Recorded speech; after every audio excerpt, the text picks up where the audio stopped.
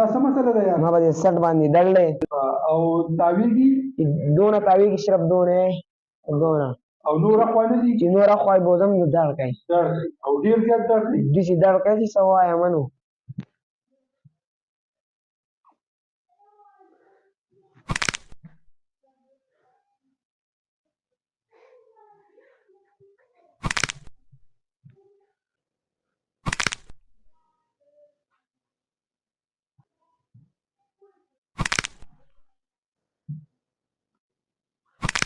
سټ دې څنګه دی؟ اوس ښه دی.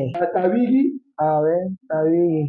تکلیف خو نشته؟ نه دړ مړم نشته، نه څه تکلیف شته. اوس ښه شوم. ټولو خلکو ته دا پیغام دی یا په سر دړي لاس باندې دړي په خپه دړي په ملا دړي نو هغه ډاکټر رحماني سره رابطه وکړئ او په امبولۍ کې دی هغې له ځان راورسوئ.